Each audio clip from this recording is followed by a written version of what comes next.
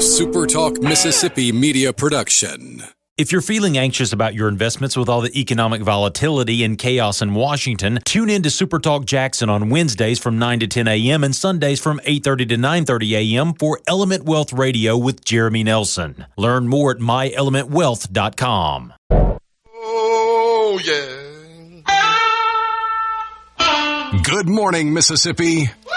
Everything gonna be all right this morning.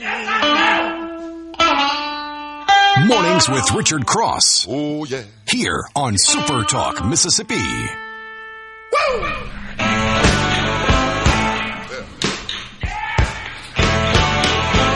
Now, when I was a young boy, at the age of 5, my mother said I was gonna be the greatest man alive. But now, oh yeah, baby.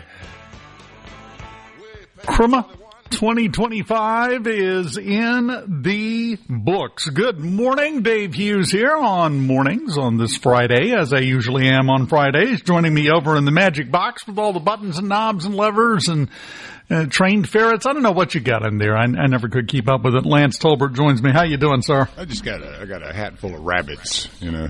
Oh, okay. Oh, yeah, that'll work.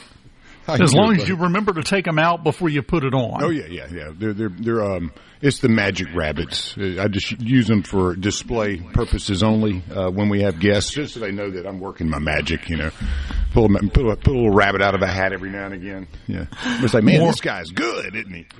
Warning: rabbits for display purposes only. Yeah, the ones with the real red eyes. You know, oh yeah, no, those things creep me out. Man, you and me both.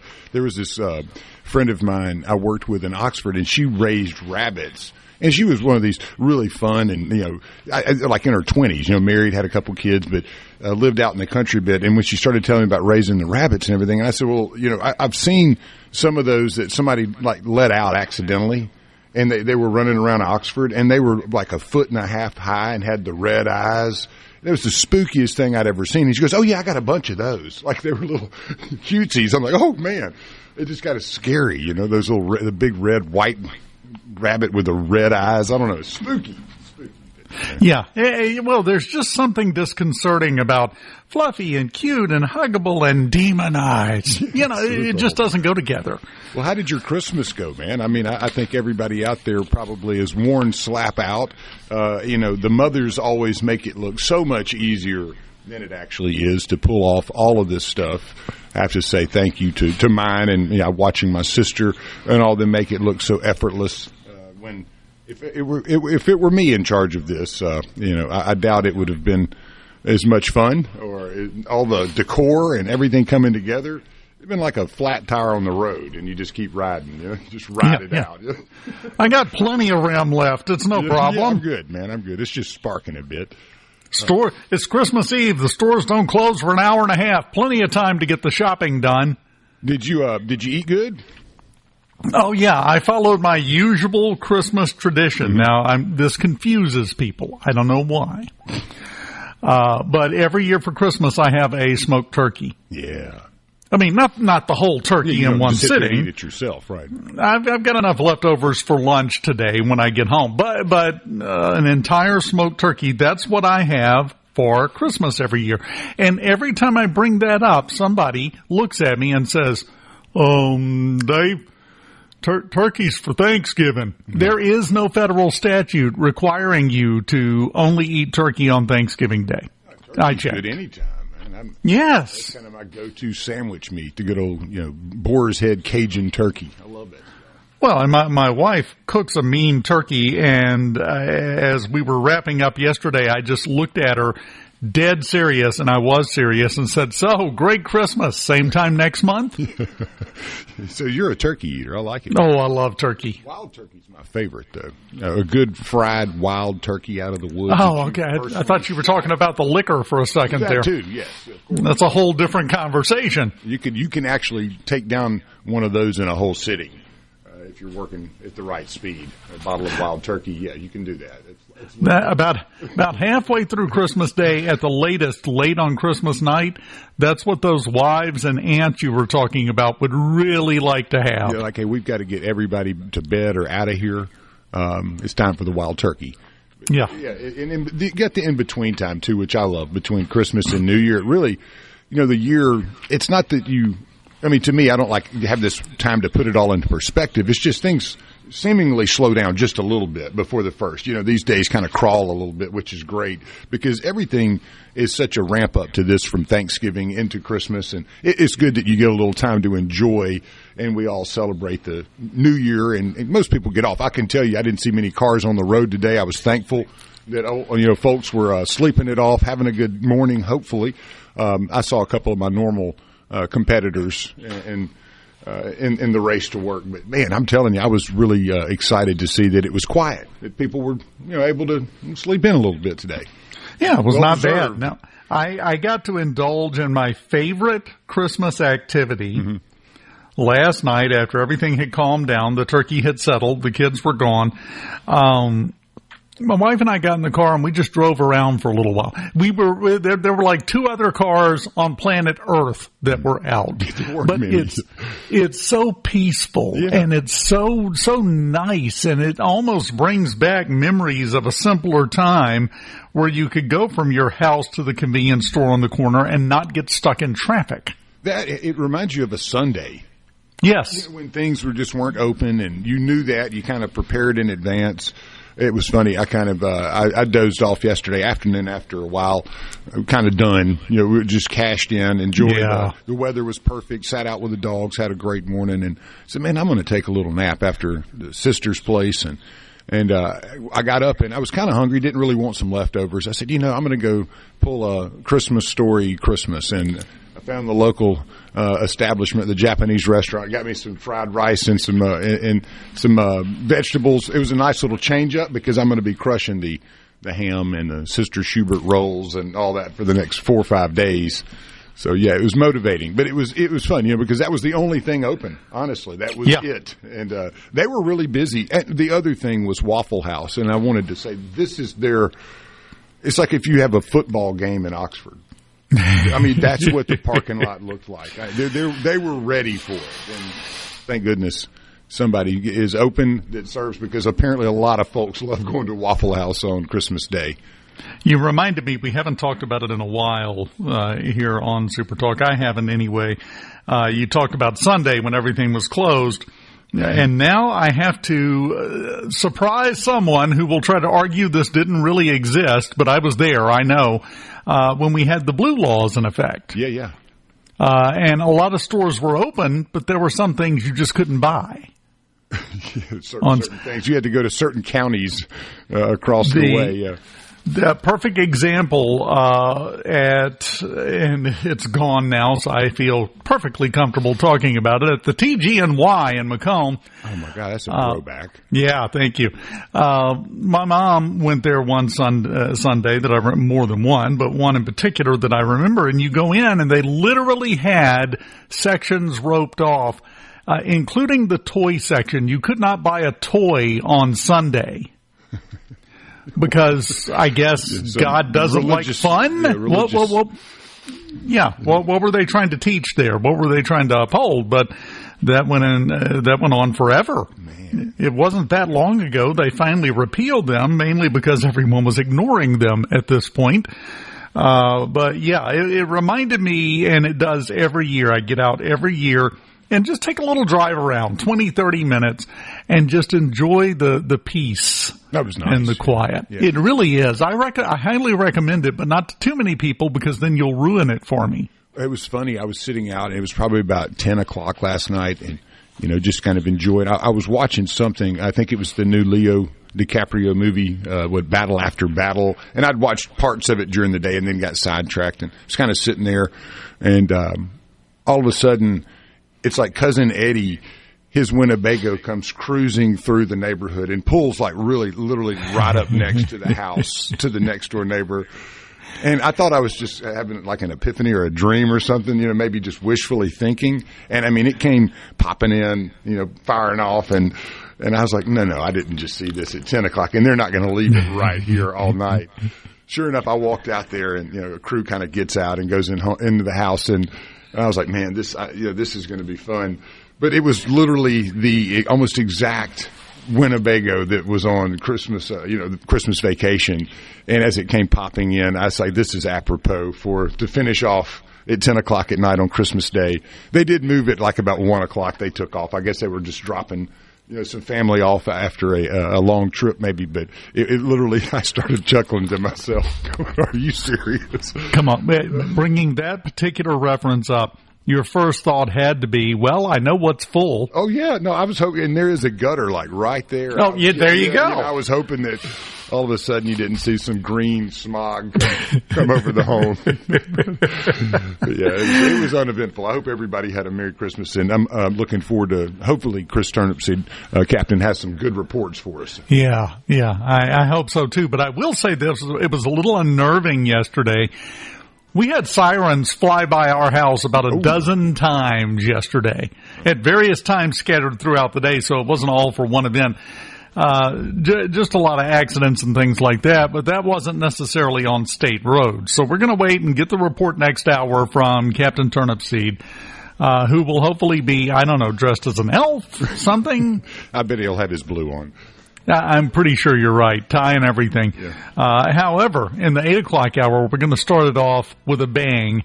At 8:06, we will be joined for another type of after-action report as Santa himself joins us here on Mornings on SuperTalk Mississippi. Big morning. Stick around. Hey, this is Bob, and if you're like... Morning, partner. The sun is up, the coffee is on, and you're starting your day right. Mornings with Richard Cross, here on Super Talk, Mississippi.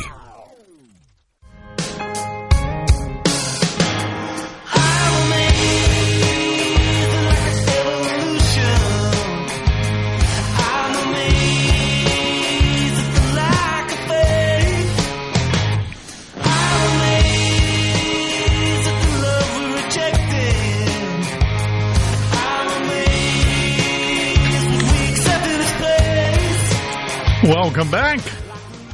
Super Talk Mississippi Mornings on a Friday morning, the post-Christmas, I don't want to say hangover, but extravaganza. Yeah, the extravaganza, sure, we'll go with that. It's a day where a lot of people are, rightfully so, exhausted. It's just kind of how it works because there's such an emotional buildup, and going by the parking lots that I saw when I passed by them on Wednesday, Christmas Eve, a lot of shopping being done. I didn't see an empty space anywhere when I was out on Wednesday. Then you've got the big emotional release of Christmas Day itself, and you get all the family together, and as you said, the moms and the aunts and the grandmas work their tails off. So the day after Christmas, everyone just kind of exhales, it feels like. And that's appropriate. And I mean, it's you probably ate a little bit too much also. Exhale in the right way and get the diaphragm working right again. And then also just all the work. It's so much work. I mean, I was telling my mother, I was like, you have worked yourself into a tizzy this time. It's got to be perfect. I know. But I know that's so much pressure to pull it off. And it seems to get pulled off every year.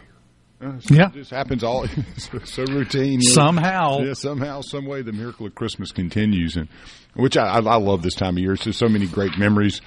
Always on Christmas Day, my grandfather, he was a car dealer in McGee, Mississippi, and he had some good friends here at the reservoir where he had a cabin and his boat, the Stevens, who had Safe Harbor Marina. So every Christmas Day, after we would wake up and do a few things, we would hop in the big Oldsmobile diesel and roll over to Fannin and visit with people, and he would drop off the gifts. And he got the guys and the same thing, and got women the same thing. But it was always a very fun time. And it's always, every time Christmas comes around on the 25th, I'll make the big loop around Fannin. So as you were saying, getting out in the car, not many cars on the road yesterday, but it was nice to, have a few little of those old memories that kind of get rekindled, which I always enjoy. Yeah, well, you get to catch up with people you haven't talked to in forever. Yeah. You get to take a nap in the recliner if you're lucky. Hey, there's one interesting thing that happened on this day. It made me think, when nobody's going to work and you're not paying attention to the wheel or something, maybe something like this happens. In 1967, the Wham-O Manufacturing Company issued a U.S. patent on this day in 1967 for a saucer-shaped throwing implement, better known as the Frisbee. And so, when everybody was asleep and everybody was hungover, Wham-O and Frisbee's over there going, yeah, we got an invention here. And lo and behold, you have the invention of a whole sport. Frisbee golf, extreme Frisbee, and flying saucers, obviously. That's another sport that kind of follows the Frisbee. But I found that interesting. Like, nothing else happened today other than some people were born, but these guys decided to make $1 billion. I would like to point out one thing because my son is big into it. Yeah. It's not Frisbee golf. It's called disc golf. Oh, yeah, it's disc golf. And those things, there's all kinds of different ones. And it's called that because the trademark lawyers at Wham-O are rabid. Yeah.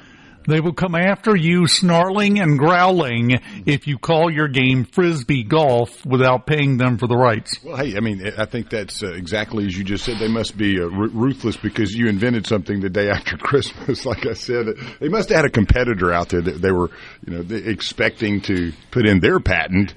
No, let's do it now. We're not waiting to the first of the year. I wonder if the guy that invented it got in trouble.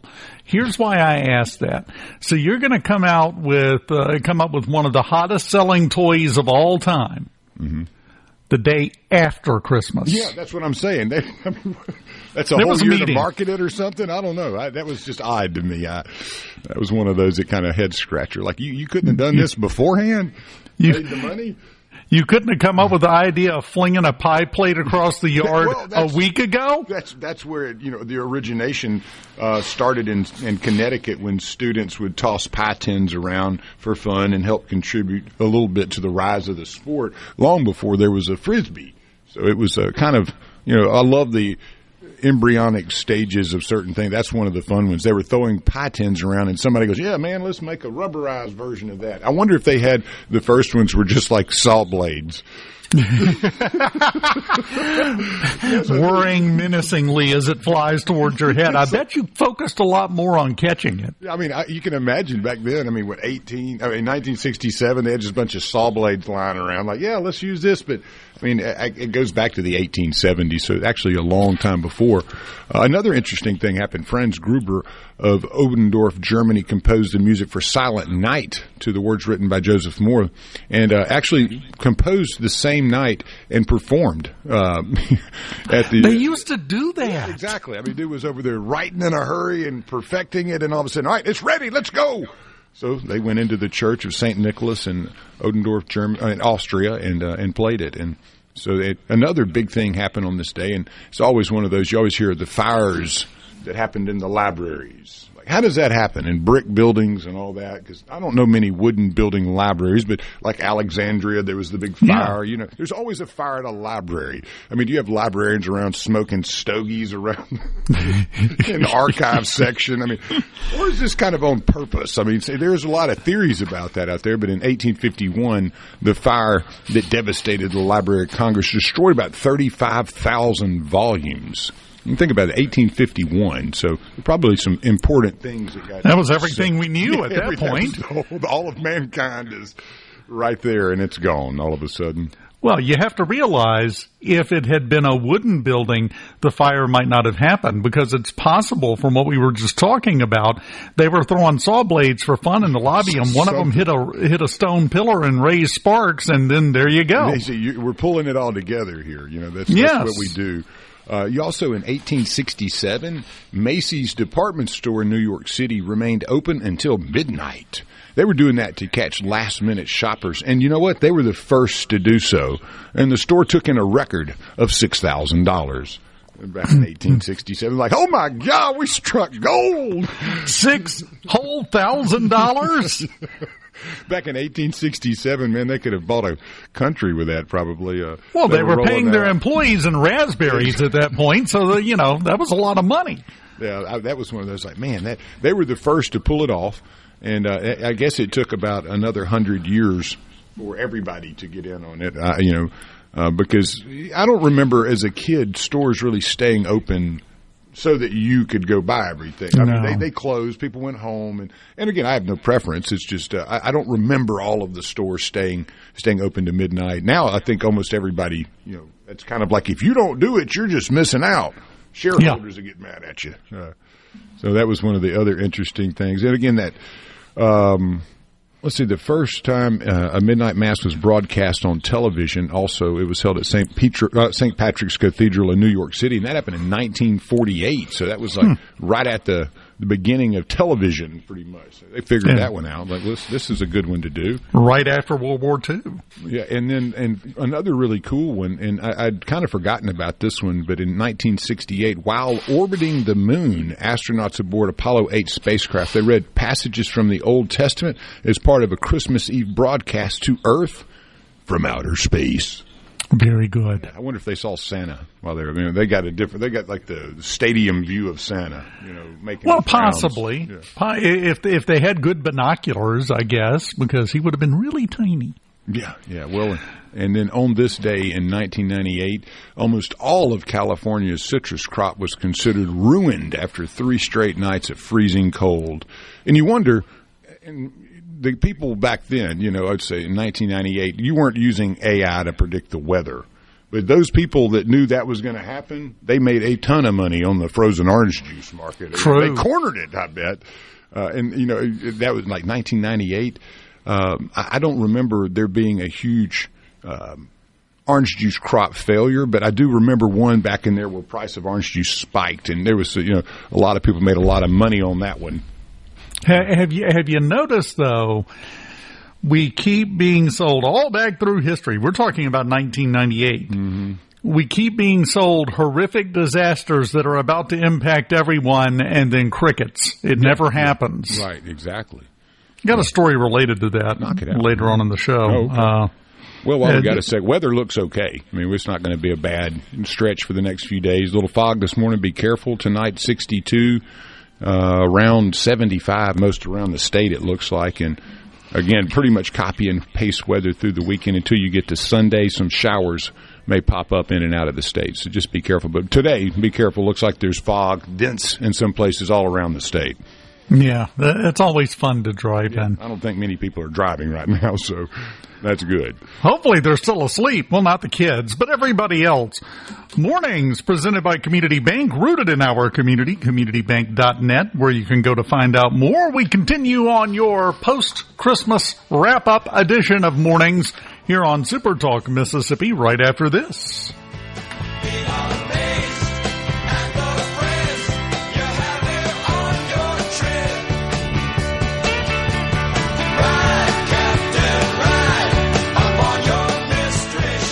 Need a business?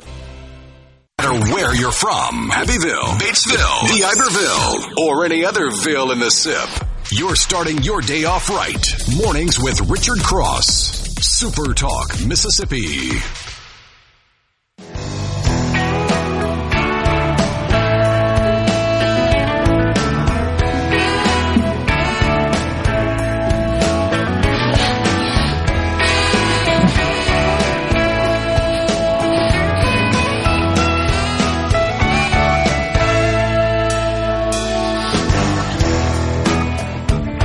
Welcome back.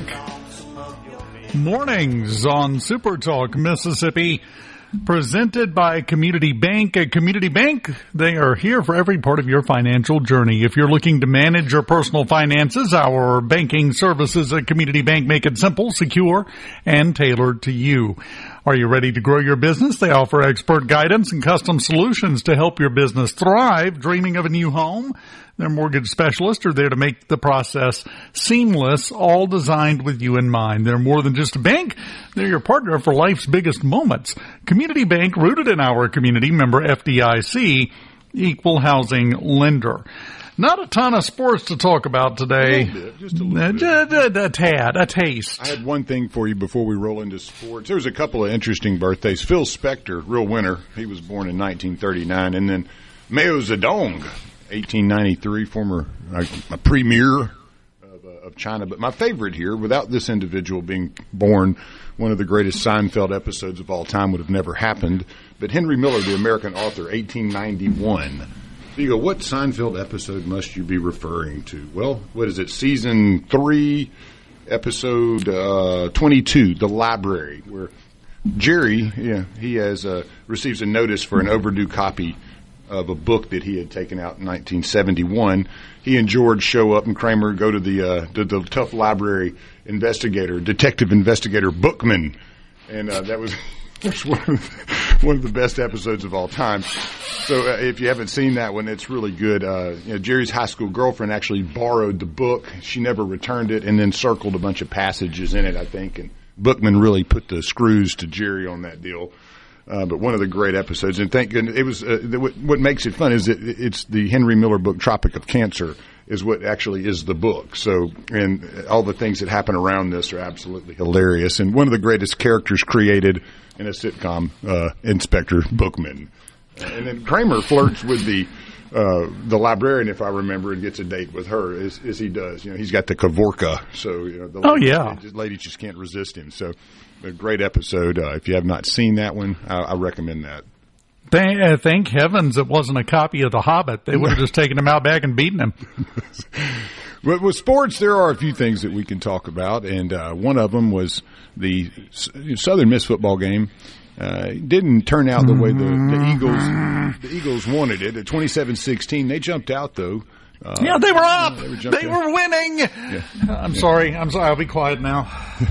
But WKU quarterback, Maverick McHaver came off the bench to lead a 3-second half touchdown drive past Raleigh. Southern Miss 27-16. And it was an all Southern Miss first half, and then really a second part of that game was all WKU. Southern had a chance there later in that game. They were driving, but again, with a couple minutes to go, just too much to go, too little time. But Southern ended a solid season, and you would like to have seen them win that one, but Western Kentucky was a solid team. I was a little worried about that, but when I tuned in and they were up, got up 16-0, I was like, man, Southern's rolling. Problem with Southern, they just can't run the football. I mean, let's just be honest. There was just no other than the quarterback Braxton, who's kind of a multi-purpose tool for them. Well, let me ask you a question, because you'll have a unique perspective here as a former high-level performing sports baller yourself in a different sport.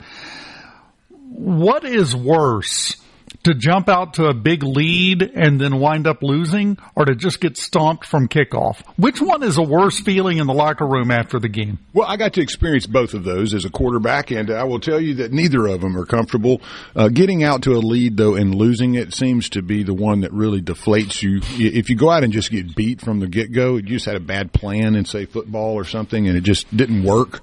That can be humiliating, but you kind of know we just weren't ready. But when you come out and you are ready, and then all of a sudden the other team outplays you let's say the second half, that's pretty humiliating to me. Probably the worst. Kind of like baseball. If you get out 9-0 on somebody and you're cruising, and then in the fourth inning the wheels pop off and the merry-go-round breaks and everything turns into a circus, that's extremely embarrassing to me than it is to go out and just get beat straight up 7-0 or 8-0. So I mean, I think that if you get the lead, it's one of those things you got to hold it. And losing, as they say in the natural, is a disease, is contagious as syphilis. Yes. You got to.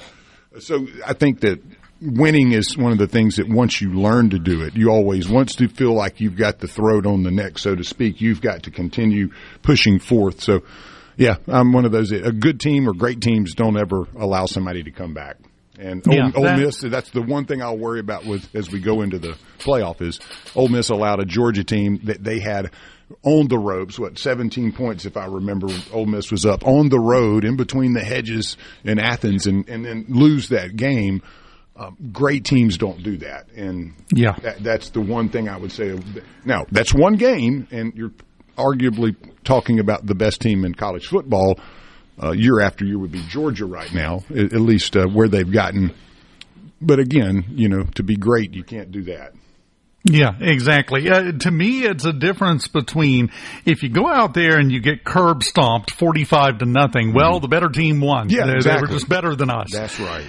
if you jump out to a 16-0 lead and then they come back and beat you, you have lost the they're a better team argument, or you never would have jumped out to a big lead. So it has to be demoralizing. It is. Again, I mean, I was in a couple of those types of games in college where you played a team that was way inferior to you, but they hung with you and played with. I remember one game we had like 37-26 or something, and it was when the live bats had just come out the first year. And the pitching crew and we were looking at each other like, what is going on? I mean, we're playing a team that we should be able to get out. And we've scored 37 runs. They've scored 26. And you're like, what in the world? This doesn't sound like baseball. But that's the era in which I pitched. I probably should have chosen to hit, but that was neither here nor there now. But that was exactly the wrong time to start a pitching career. When the live bats were introduced. Gracious. They were fun. Now, let me tell you had to learn a lot. Things that you had to learn how to get people out that were 5'2" swinging 38-inch bats. All of a sudden, when a year before that guy wouldn't have gotten it out of the infield. But things change, and you just got to change with them. During that era, they had foul tips go over the center field wall. Brother, I mean, it was ridiculous. If you watched it, you know it, and I lived it. So yeah. Well, we had some big time NFL ball games yesterday. Cowboys and the Commanders. Cowboys won 30-23. Both teams not very good, but at least the Cowboys pulled that one off to kind of narrow their bad season to 7-8, 3-5 on the road. Lions lost last night to the Vikings 23-10. And the Broncos beat the hobbling Chiefs, I would say, non-typical Chiefs team. Now with the quarterback out, Mahomes, they're 6-10. Broncos look good though at 13-3. And that was the Thursday games. Mahomes is out. Kelsey is picking out silverware patterns, so he's not focused. It just wasn't the year. Yeah, it wasn't going to be the year. You got a couple of games tomorrow as well. Texans and Chargers will be on the tube at 3:30, and then Peacock will have Ravens and Packers at 7:00. Sunday games as usual, a full lineup there. Pretty much everything has been determined in the NFL other than a couple of conferences. AFC North, you still got Pittsburgh and Baltimore fighting it out for a playoff bid there with Steelers 9-6, Baltimore 7-8. Baltimore, I think, would theoretically have to win every game out to even have that shot. The Texans are still in the Colts, 10-5, Houston Texans, 8-7 Colts. They're still vying for some playoff opportunities there in the AFC South. Pretty much everything in the NFC, other than a couple of teams here in the NFC South. You got the Panthers that are 8-7 and the Bucks that are 7-8, still vying for a playoff berth. So that should be determined by this weekend, I would imagine, through Sunday, and we'll see what the actual playoff setup looks like after that. But it's narrowing down. We know it's near. Friday games in college, you'll have Central Michigan at and Northwestern at Ford Field in Detroit. That is the Game Above Sports Bowl. Yes. And New Mexico will take on Minnesota. And that is the Chase Field, Phoenix, Arizona for the Rate Bowl. Another barn burner. And great name for a bowl. Rate Bowl. That's And then throw it back to earlier in the hour. Why don't we have a Whammo Frisbee Bowl? Let's go for it. That would be better than some of these names. I guess you got to come up with the money, right? But Whammo seemingly would have it. You would think. And then the nightcap, another interesting matchup here between Florida International and Texas San Antonio, two real good teams at 7-5 and 6-6. And they will be playing in the Serve Pro First Responder Bowl, and that is at Gerald J. Ford Stadium, Dallas, Texas. And there was a thing on the list that had Gerald Ford. I think it was his birthday today, or he passed on this day, or one of those. But he's the only president, that never was elected. Yeah. Served as both vice president and president. Factoid there. So great pants too. Yeah. Ironically enough, he stumbled into the White House. Yeah. He could play. He was good at the golfing part, I think, and wearing those pants that look like drapes at a Navarre Beach condo. Hand me my tinfoil, because the only reason any of that happened to him was payback for serving on the Warren Commission. Oh, yeah. That was a good spot to be in. He was on the Warren Commission, and they issued the correct opinion by some people, which is that a bullet can change direction 6 times and hit 3 people. Yeah, the good floater. Yeah, the magic bullet. Here, we'll give you the White House. Now that what's-his-name is through sweating all over the desk. When we come back, we've got lottery.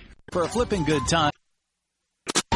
All right, now to the important stuff. Your VIP pass to hear what the most influential Mississippians are talking about. This is very important. Huge news. Mornings with Richard Cross on Super Talk, Mississippi.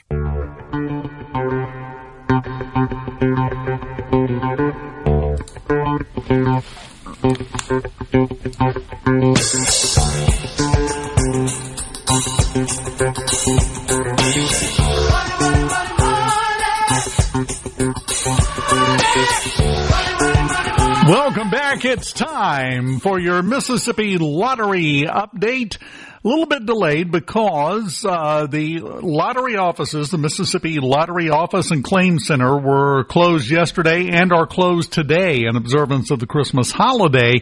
They'll be back at it on Monday. So we have some numbers from earlier in the week. The big one that everybody wants to talk about, though, was that one ticket won the Powerball.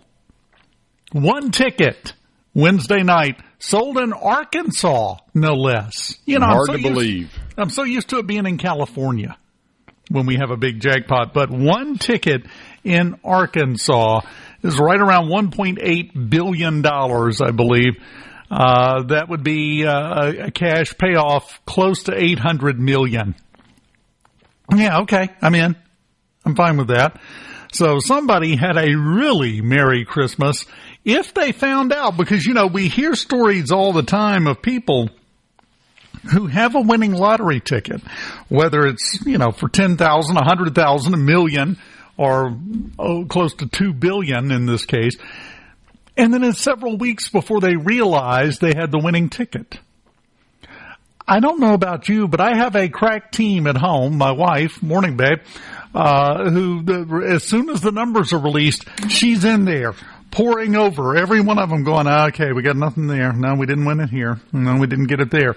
I don't know how you go for weeks and not realize you won a big jackpot, but people do. So that person in Arkansas may not even be aware that they are a multi-millionaire right now. I mean, it is Arkansas. So. Yeah. I'm kidding. Yeah, I mean, Don't you get me would think started. I would be definitely on top of that. There was no way. I mean, a minute would pass without me knowing that I was the winner of that. Well, and it's even easier because even though you can't buy tickets through it, the Mississippi Lottery app, you can scan all your tickets on the app and it tells you if you won and how much. It's pretty simple. Did have some scratch off. Of course, the Powerball jackpot resets now. But we still have some good stuff out there. The Lance Tolbert official gain, 75,000 was the jackpot on Tuesday night. I'm not sure if anybody won. We'll have to check that. Go out and get your tickets. A lot of people will be out today if you're on your way to or from returning that horrible pair of socks your great aunt gave you yesterday.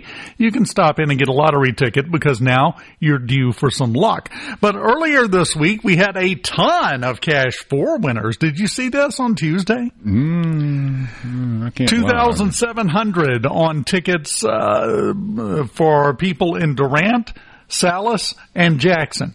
$3,303 on tickets in Clinton and Bolton. Another Clinton woman won $3,303. A Caledonia man won $4,050 on 3 tickets. A Holly Springs player won $5,400 on 2 tickets. A man in Hattiesburg, I'm running out of breath. A Hattiesburg man won $6,350, and a Columbia man won $7,700 on 2 tickets. All of that was just in Cash 4 the day before Christmas Eve. That's a ton of money that was won on just that one game. Some stocking stuffing money. That's not bad, man. You spring for the high quality turkey when you hit one of those. Cash Pop had players from Hattiesburg, Forest, Crystal Springs, Mobile, and Columbus each won $1,000, and a man in West Point won $1,250 on Cash Pop. Match 5. Grenada and Tupelo, 2 people, each won $800 on tickets. We had an $800 winner in Mega Millions, a $2,000 winner in Lotto America. A Demopolis, Alabama man won that $2,000, bought a ticket in Tumsuba. Hey, two great names, Demopolis and Tum Suba. I know. It's like the dream connection here. Scratch offs, the $10 triple red sevens, $25,000. An Indianola woman won on a ticket she bought in Greenwood. Buy a bunch of pecans with that. Yeah. Here is the deal of the day, by the way. $5 double the money scratch off. Spent $5. A Louisville man won $5,000. Bought a ticket in Ackerman, went home to Louisville and said, "Oh, let me scratch this off." That's 1,000% increase, isn't it? I don't know. I'm not good at math. It's early. It's a lot. That's all I know. The $20 full of 5,000s scratch off. Players from Baldwin, Clinton, and Macon. Guess how much each of them won on the full of 5,000s tickets? 5,000. That is correct. $5,000 each. Man, I'm good. And the 200X $20 cash blitz scratch off. Players from West Point and Waynesboro each won $1,000. You know whose name is missing on this list? That, my friend, would be you. You got to go buy the tickets, man. That's the best way for it to work. Coming up, we have news, Fox News, SuperTalk, Mississippi News. I don't know why I went into Joe Biden there for a second. You know what I mean. And then we'll be back with hour number 2 of Mornings on a beautiful day after Christmas morning here on SuperTalk, Mississippi. The views and opinions expressed by the hosts, guests, and callers on this show are not the opinions of TeleSouth Communications, its management, or advertisers. Wake up, get up, and start your day right with Mornings with Richard Cross here on Super Talk, Mississippi. Sweet Jane, sweet Jane, waiting for Jimmy down in the alley, waiting there for him to come back. Welcome back. Mornings on Super Talk Mississippi, the day after Christmas, presented by Community Bank, rooted in our community, communitybank.net. Go there and you can find out everything you needed to know and probably a few things you didn't know you needed to know, but you still need to know. So go make that trip. I have something to kick off the hour that is an annual tradition that I love so dearly. I don't know if you've seen this. It was late on Wednesday, Christmas Eve, that Senator Rand Paul put out the annual Festivus report. Ooh, nice. Who won the feats of strength? No. For this Festivus, it's feats of stupidity. I've got all 712 pages of this thing, however long it is. I don't know. It used up a lot of paper I didn't have to pay for, but that's fine. Some of the stuff in here, and for those of you that aren't familiar, every year for years now, Senator Paul has put out a list of what he considered to be the stupidest wastes of money by the federal government. He's got a full list again this year. I know we had Doge, we had all these things, and he does recognize that, and the pocket rescissions that President Trump did for $5 billion, recognize them all as a good start. Because there's still a lot of money being shoveled out the door for ridiculous things. Some highlights. The Department of Health and Human Services spending $1.5 million to reduce drug use in Latinx communities through celebrity influencer campaigns. Yeah, I'm in, man. $1.5 million to talk to Latinx people. I know quite a few. I've yet to ever hear from or speak to someone of Latin American descent who likes the term Latinx. Yeah, it sounds like a programmer's code, like an old DOS version of something. It sounds like either an infection or the drug you would use to treat one. I don't like it. Why do we have to keep coming up with ridiculous things like that? Well, because it's the same people that think $1.5 million is an appropriate amount to pay people to get on TikTok and dance about drug use. This is all still stuff still going on, okay? Even after all of the cuts and all of the things that we've seen this year. Health and Human Services, $2.9 million to the University of Michigan to study the effect of screen time on parent-child relationships. Mm-hmm. Yeah. It'll make some of them worse, some of them better. Depends on the parent, depends on the child. Yeah, there. That's pretty much how you solve that one. For a cut rate of $1 million, I'll write that up in a report for you guys. No problem. Health and Human Services again. They feature in quite a few of these, by the way. $6.9 million to use data to analyze and model trauma and surgery outcomes in sub-Saharan Africa. I got a question for you. We are in the best state in the history of states, Mississippi. Why do we care how surgery is going in sub-Saharan Africa? How does that impact us or matter to us at all? You get dividends, It's an investment. In what?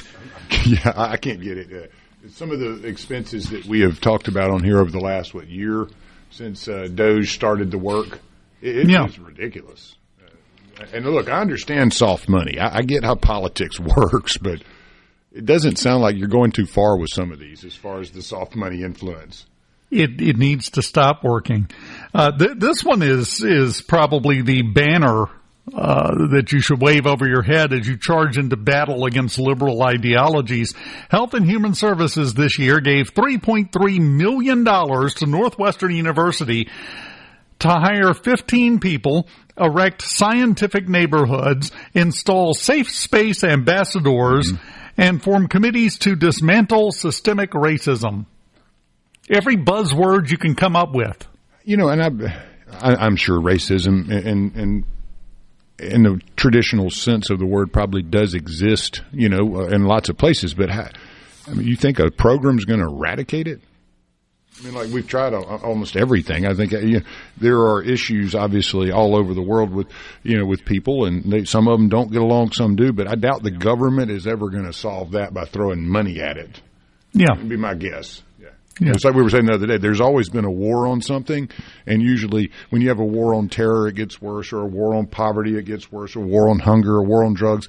If you go back and look, those things never end up with a winner that's supposed to be the one that went to war. It's usually the other side that wins, and same. If you win a war on racism, I can assure you it's going to blow up in your face. Everybody who gets this money, gets these grants, are incentivized to make sure the problem is never solved. Amen. Because if they solve the problem, the checks stop coming. There you go. You said it better than I could, buddy. That seems to be it, right? I mean, yes. The tail wagging the dog. The U.S. Can we file this one under not learning a deadgum thing? The U.S. Agency for International Development, USAID. Yeah, that's a great organization, it seems. Listen, this is awfully specific, but listen to this. Gave EcoHealth Alliance $54 million. You're not ready for this. To collect bat coronaviruses and transport them to Wuhan for gain-of-function experiments. Yeah, how many millions is in the 50-something? $54 million. $4 million to grab some bats and ensure that they got to Wuhan so they could do some gain-of-function research. I wonder how that worked out. Gain-of-function research on bat viruses. No downsides. We've never had a problem come out of that. So it's a great expenditure. What was your return on investment on that one, like negative 10,000%? What did we spend on COVID? We plopped $54 million into the coffer for the research, and it cost us what? How many trillions? Yes, which is fine. Lives and all it's fine. This is all fine. Everything's fine. NSF committed right at $2.5 million to programs to promote insects as food for humans. Yeah, nobody knew that already. Yeah, not a surprise. The Department obviously of there's Defense. a job involved with that. That's like one of those patronage jobs. Like, yeah, if you just get all these folks to vote for me, I'll give you that job right there. Nobody's ever going to check on you. Stink bug burgers. It's the new thing. Got the best job in federal government. Department of Defense funded $2.8 million in grants to pay for aborted human fetal tissue to be implanted in mice. Okay.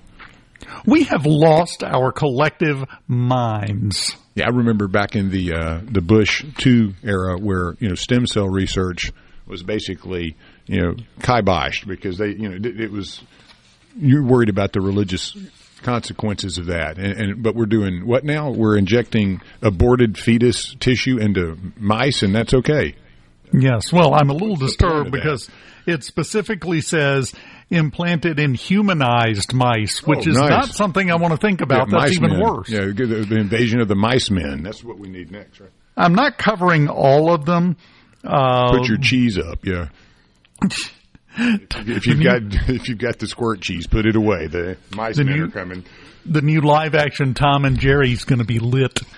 You better get some cats, man. That's next. I'm sure there's a grant for that too. I saved the best two. Oh goodness, really? Okay. Oh yeah. Oh no. These are all fairly serious. So are the others.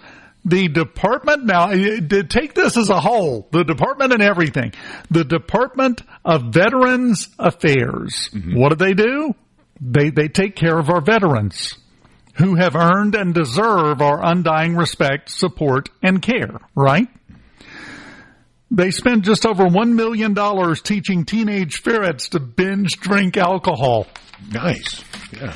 They fitted them out with a little vest. I have the actual story from Rand Paul here. In the study, researchers forced ferrets to consume only alcohol for an entire day by withholding their access to water. And the other 6 days of the week, they're given alcohol and water.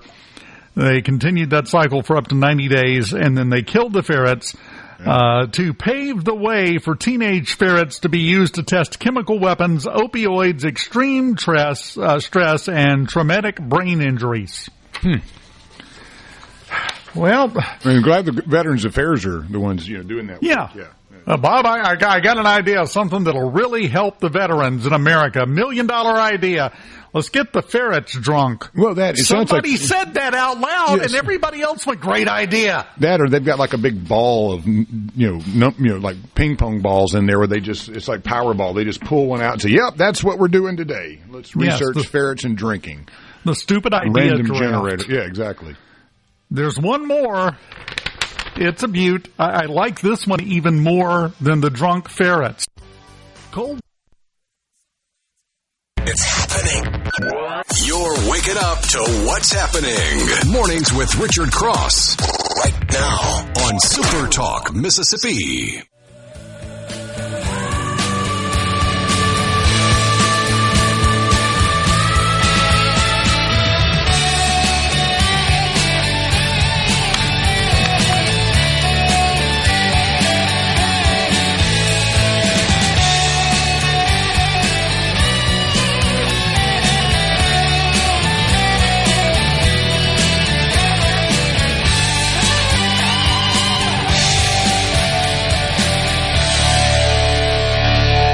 Anytime you can start a segment with Boston, it's a good segment. You know it. Oh, of course. Feel it in your bones. More than a feeling, man. I admit to being a huge back in my day, I had the original Boston album on cassette. Oh yeah, of course. Yeah. I wore out 3 cassettes. Literally rubbed the oxide off of the tape. Those were the days too. When you had to have a number 2 yellow pencil in your car, little kit right there between you for when your tape player ate your tape, and you had to put it back together again. Your heart had palpitations that you just lost this amazing plastic little cassette thing that had this music wound up in there. Did you ever have that happen? Did you ever have to re-spool it? Yeah, that was always good stuff. Yes, but I was one of the cool kids. This was very early. very, very early. I took some of my money from my jobs that I was working. From your inheritance, yeah. Yes, from my inheritance, my pre-inheritance. And got an upgrade to the stereo in my Mustang. Yeah. The tape player had a brand new feature they had just come out with where you could skip songs. Mm-hmm. It sensed the silence between the songs, and you could hit the button and it would fast forward through the stinker on the album that nobody ever wanted to hear again and get to the good stuff. I was fancy. All right, we were going through the Festivus report for 2025. Mm-hmm. I gave you everything up to and including teaching ferrets to binge drink so their kids will be messed up. This one, to me, is the winner. The National Science Foundation, the Department of Defense, the National Institutes of Health, and the National Science Foundation gave grants totaling $14,643,280 to researchers at Brown University who took monkeys, fastened them into a chair. They had head posts screwed into their skulls to keep their heads still so they could track their brain activity and eye movements, and had them play a homebrew version of Plinko. If you were ever home from school sick, you remember Bob Barker's Price is Right. You remember the game Plinko, where you drop the thing down and you try to get it in the high money slots at the bottom. They still do it. Mm-hmm. But Bob's not there, so nobody cares. They called it Plinko because, $14 million buys a lot of creativity.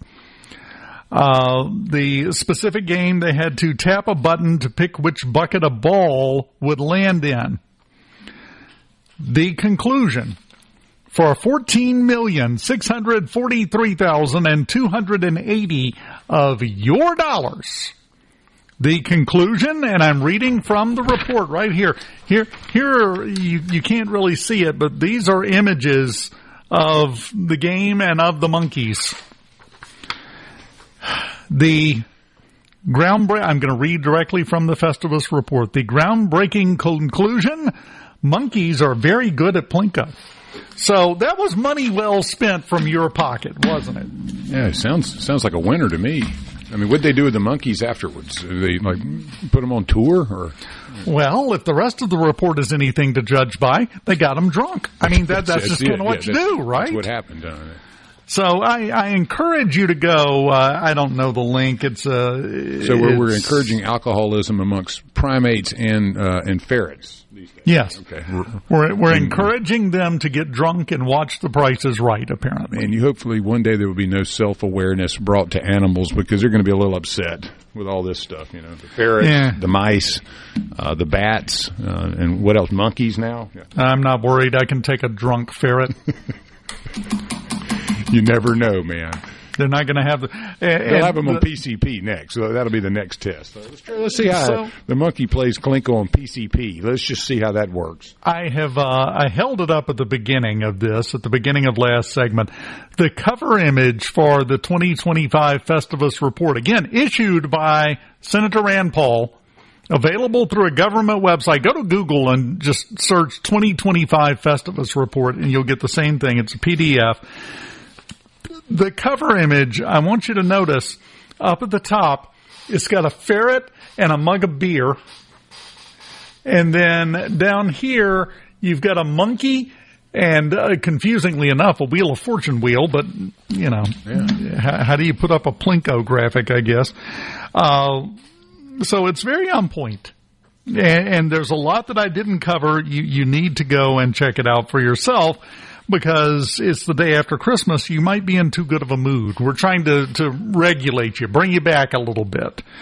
Because if you read that and you don't get upset, I don't know what else to do. Because, again, every single thing in that report is tax dollars. Your tax dollars being spent on nonsense. Yeah, it is. That's nonsense stuff there. It's a little more impactful to me this year because we did have the Doge effort. We had the pocket rescissions. We had all of these efforts to cut back on wasteful spending. And yet still, there was plenty of patently ridiculous nonsense we spent millions upon millions upon millions of dollars on this year, even with all of those cuts. Right. I went down to the Mississippi Food Network a couple weeks ago, and Cass Mobley, what a wonderful group of people. Yes. But when you put it into perspective, and that's really focusing on, children and seniors that need food. But the size of that operation, and that's just in central Mississippi, the 18 counties in the north, and I believe maybe some in the south don't have the Central Mississippi Food Network. But the size of that operation, and what they run it on with their budget is amazing what they can accomplish. I think government needs to pay attention to entities such as that are doing so much more with so much less. And two, in a country that when you see the wealth of this country, the excuse of hunger to me is one that I have a major problem with. When you're sending money such as all of this stuff all over the world to fund these types of dumb projects, but yet we have people that are hungry. Doesn't make much sense. And then sitting there and talking with folks that work in the Food Network, and what a great job. When the people there, it's very diverse in the form of the type of jobs, but seeing the need there for folks like just children and seniors and how much food is needed. Why are we sending money all over the world when we have our own issues here that seemingly should be solved by now, but they're not? They could be solved by very now. Easily, yeah. I'm watching what they're doing with the budget that they're working with, and you're telling me that you can send $54 million somewhere around the world, and that's better than solving a hunger issue? Oh, but you must understand. Apparently I don't. Mr. Let me see what Tolbear. What you must understand, Tolbear, is that there are myriad problems we have to deal with, and some of them are more important than someone living on the sidewalk starving to death. Yeah. We have sober ferrets, Mr. Talbert. Mm-hmm. We got to do something about that. That's literally the only excuse you can come up with. We have long suffered from a sense of misplaced priorities in America, if you ask me. Step one, just going down that list, every penny involved with the Department of Veterans Affairs should be going to help veterans. Sure, and it's not like the veterans are that well taken care of. We hear horror stories about that. And I'm sorry if you don't agree with that. Well, we're kind of done talking at that point because you're too stupid to carry on a conversation with. The Department of Veterans Affairs, again, just to remind you, according to Senator Rand Paul's Festivus report for this year, the Department of Veterans Affairs is the one that wasted just over $1 million, $1,079,360 on getting ferrets drunk. And it's just $1 million. It was just $1 million, Dave. Come on. It's just $1 million. You know what? And I get their reasoning behind it that they put forward. Well, a lot of veterans, they have problems with alcoholism. They have other very real problems. And maybe this research can develop some sort of information that we can use to help them. There's another option there, which is take that money and help them. Yeah. This is not complicated. Shouldn't be. Sometimes we are under the impression that we're much smarter than we actually are, and it leads to things like that. So knock it off. Every dollar, you ask me, every dollar, this goes to the illegal immigrant situation, this goes to everything. Every single tax dollar should be to the direct benefit of Americans. Everything else, well, you need to repurpose that money and send it to help the real people in America who are sending you the money to begin with. When we come back, see, I'm hoping now Captain Turnipseed will lighten the mood with a good report. We'll find out. Captain Criss Turnipseed with the Highway. For a flipping good time. Capt Criss is brought to you by Covington County Hospital in Collins, where your health matters. Waking up Mississippi.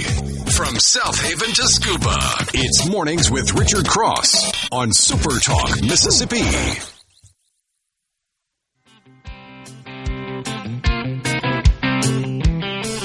I'm a hard-working man. I wear a steel hard hat. I can ride rope, a hammer and paint, do things with my hands that most men can't. I can't get ahead no matter how hard I try. I'm getting really good at barely getting by. Welcome back. Mornings on SuperTalk Mississippi, presented by Community Bank, rooted in our community, communitybank.net, the website to find out more. Dave Hughes here, and joined now by my buddy who had a long weekend, Capt Criss Turnipseed with the Mississippi Highway Patrol. And as you can see, he's out there hard at work today. Again, how you doing this morning, Cap? Doing good this morning, Dave. I'm looking for a vehicle full of inebriated ferrets out here this morning. I heard there was one that was supposed to be coming down the highway. I have not seen it yet, though. Maybe what that research was about. Just be careful. They may have federal authorization to be doing that. It may be part of the study. Okay. We don't know. Stupidity never ends. They're going to have to show me some proof of that, though. But wow, what a segment! I mean, I feel really good going into the new year, getting ready to start paying those tax dollars. Well, we got nowhere to go but up at this point, I think. Now, it wasn't ferrets, but how did we do over the holiday enforcement period? Is it over, or is it still going right now? Oh, we're still in it. This will be a big day today. We end tonight at midnight. This is this is kind of the travel day for the Christmas holiday. When everybody starts heading back home, it's a big day. Christmas is usually pretty quiet. The actual day itself, you have a little activity going on, but everything's closed. Everybody's kind of where they're supposed to be, and then they usually head out the day after Christmas, which we anticipate a pretty big day today. But just looking at what I have now, I've got some preliminary stuff. No, I don't really have any final numbers, but just looking at crashes and all, we're about to the same place where we were last year for the whole, including this day. So. Hopefully everybody will get home and there'll be no crashes today, so we can be competitive with what we were last year. We have had one fatal crash over the holiday weekend. That's not great, but it's better than 2, 3, or 4, or 5, or what have you. So everybody's been doing pretty well over the holiday weekend, but today and tonight will be the final tally. Just kind of see where it stacks up against last year. Well, I would think that the day after Christmas would be better traffic statistic-wise than Christmas Eve, because you've got Christmas Eve parties, you've got people then making a really stupid decision and get behind the wheel like a drunken ferret and try to drive home. That leads to problems. So it seems like this would be a little bit of a lighter day for you guys than Christmas Eve usually is. Well, the day before and the day after, and usually we started this holiday, I believe, the day before Christmas Eve. You start noticing really, I don't know if people take an extra day off, but Christmas Eve and then the day before Christmas Eve, lots of traffic. There'll be a lot of traffic today too. It's kind of weird where the holiday fell this month since it's not on a weekend. You'll probably have some folks that try to grab an extra couple days and just kind of roll Christmas over into the weekend. Today's the day where the unhappy people who got their Christmas presents want to take them back today and get a refund or exchange. A lot of folks will be out today exchanging gifts. Some days you got that day after Christmas sales going on. So there will be a lot of traffic today. I mean, everything's kind of opening back. Everything's, all the businesses are open today. So we anticipate an uptick in traffic today for sure. And just... we'll end that holiday tonight at midnight and kind of see where we were, and then we'll roll it in, getting ready for 2026. You got like a little breather, and then we get started again next week, getting ready for the New Year holiday, which will be a short one because it'll be during the week, just the 31st and the 1st. We'll kind of look at see what we're doing with traffic on those 2 days. And I'm asking you something, you're not prepared for, so we're prepared for you to say, not really sure. But it also seems to me logically that the New Year's holiday would be a little worse for drunk driving than Christmas is. It kind of, You would think that, but it's probably pretty close to the same. I mean, you do have a lot more. There's some different parties and stuff in New Year's, but there's a lot of Christmas parties too. So it sounds like that would be the more logical option there for a little bit more partying and drinking on Christmas. On New Year's than Christmas, but it's usually, from what I notice, I'm just a numbers guy. I'm a stats person. As far as crashes and arrests and usually stuff like that, they're always pretty comparable. New Year's will look like it's less this year because it's only a 2-day period that we're doing, and Christmas has been, a 4-day period. So you'll have comparable numbers probably a little bit more on Christmas than New Year's just because it's a shorter day. But yeah, that's the typical thought process, that New Year's, a lot more New Year's Eve and New Year's Eve parties and stuff like that. So, we're prepared for that. We'll be ready. We're going to give it all we got, no matter the holiday, no matter the travel period, no matter what day it is. Only difference between now and the normal days of the week is we kind of look at the numbers just for more like these media presentations and stuff. But we're going to be out there doing what we do no matter what day it is, holiday or not a holiday. Well, and the whole reason for the media presentations is to remind people to be careful and make smart decisions. And a lot of those smart decisions happen before you ever open the door of your vehicle, don't they? Oh yeah, everything we do, and I would say a high percentage of it. 99% of the things we do can be really curbed down a lot if people just make a decision before. There's nothing in here. We don't believe in anything. We don't believe in accidents. We call them crashes, and the majority of them are preventable if just better decisions are made before you get behind the wheel. But it's job security. People are going to do what they're going to do when they drive, and we're going to try to prevent those bad things from happening. But a lot of these crashes and, a lot of these things that happen out here on the highway are 100% preventable, Dave. And that's just the truth of it. You just got to make better decisions. In my personal advice, if you put the cell phone down, that frees up your hand to double check and make sure your seatbelt is locked. That's a Oh yeah, seatbelts are 100% curable.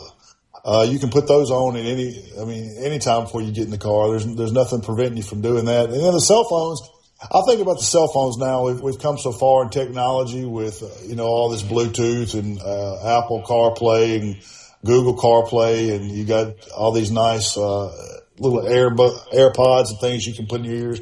There's no reason to touch your phone once you get inside of a vehicle. But that seatbelt, been here for a long time, and they can be put on. And one of the things I've talked about and I've seen a lot more of contributing to a lot more accidents is just this aggressive driving. People getting a little bit more aggressive behind the wheel, road rage and stuff like that. Those are things that, to me, people just not getting in the right mindset out here driving and letting their environment dictate the way they drive. And that's something that we have the drivers need to pay a little bit closer attention to, is getting in their feelings when they're out there behind the wheel, because that does impair your reasoning and logic and abilities to make sound decisions behind the wheel too. See, there's a lot more of that going on now that doesn't get talked about, Dave, for sure. No, that's a very good point, but that's just kind of society in a nutshell right now. Everyone is looking for a reason to be upset about something, it feels like. Don't do that behind the wheel, though, because, you're not helping, and that's probably the best way to put it, I would think. Talking to Capt Criss Turnipseed, the newly appointed head of the Mississippi Highway Patrol Drunken Ferret Task Force, out there hard at work for you today on the streets, looking for these federal escapees to make sure they don't cause any havoc out there. I'm waiting on my grant dollars for that, Dave. There's got to be some money attached to that, so it just only seemed logical that I would come out here and look. I mean, you're getting ferrets drunk, so they've got to be going to and from, so they must be out here on these highways somewhere. So any grant dollars, send them to the Mississippi Highway Patrol. We'll use them for preventing drunk ferrets from driving. Mammal inebriation interdiction actions. That's how you fill it out on the form. It sounds official, and they like big words in Washington, so that will work out great. Captain Turnipseed, always enjoyed talking to you, buddy. Stay safe out there, and thank you and everybody else on the patrol for everything you do for us. Yes, sir. I hope everybody had a Merry Christmas and Happy New Year. Now's the time to start making a plan. If you're going to get out there and celebrate, get you a driver, buckle that seatbelt, put that cell phone down, and slow down a little bit. And let's have a safe 2026 coming up here next week. Words to live by. Thank you, Cap. Appreciate you. Take care of yourself, and we'll probably try to check back in with you next week as well and see how things went for New Year's. Final segment of the Poly Up of Mississippi. Want to know what's happening in Mississippi politics? Yes. You're in the right place. Mornings with Richard Cross on SuperTalk Mississippi.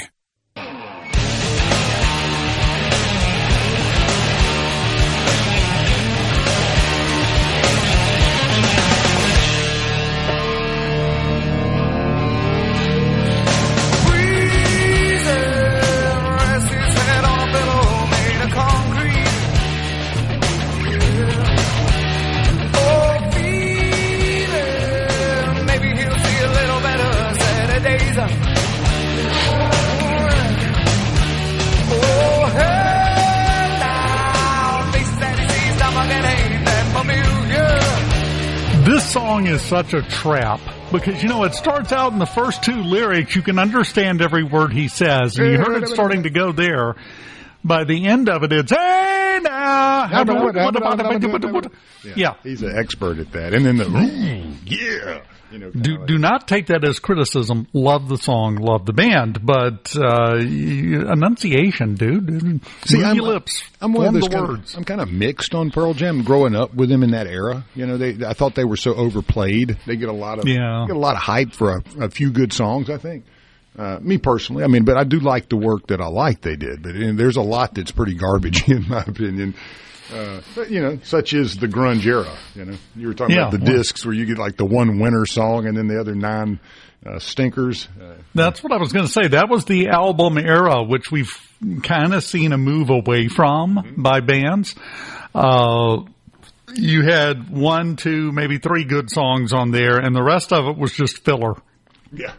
You don't have That's to how do that I felt anymore. anyway. It seems that with the single itself is probably more powerful now for the click value than the album would be. It's interesting. And also read or heard that Morgan Wallen is now the highest grossing sales country music star of all time. Luke Combs is at second place, and now Garth Brooks is in the 3rd spot. So that ought to... I really hope George Strait catches all 3 of them behind a Stuckey somewhere and just beats them. All 3 of them. It's deserved. The Stuckies. I love that. Yes. We used to stop at those all the time, man. Like on the baseball road trips, like Stuckies at Winona, that was the golden cow for us. It was like, oh, man, we're stopping at Stuckies. Yes. And there was one on 55. It was on the northbound side. I'm trying to remember where it was at. That we used to stop at all the time, either going to or coming from my aunt's house in Ridgeland. We went back and forth up there all the time, and, me and my brother would annoy my dad enough that he would stop, and we would get a Chick-a stick. Man, is this a specific memory, but it is what it is. 14. That's the number of members of Congress that have announced they're leaving so they can run for governor, and that's a record. Previous record was set in 2018 when 9 members of Congress announced they were leaving and announced that they were running for governor basically at the same time. We now have 10 members of the House, 4 senators are telling Washington, never mind. I've seen quotes from some of them saying, well, I feel like I can do more good as the head of a state than I can here in Washington. I understand that sentiment. I really do. Because Have you seen much getting done in Washington? A lot of yang, and that's about it. I saw a report, I think this may have changed since then, but it was like a week or two ago, where in his first year of his second term, there have been 5 pieces of legislation that have been passed and sent to President Trump for a signature, which is an all-time low for a year in Washington. At what point do we, and by we I mean the American people, decide we have had enough and clean house? Because what we're doing is not working. It's become obvious, and now the people that we are electing sending to Washington are going, you know what, I'm coming home. That's it. I'm tapping out. Forget it. I'm going to come home, run for office there.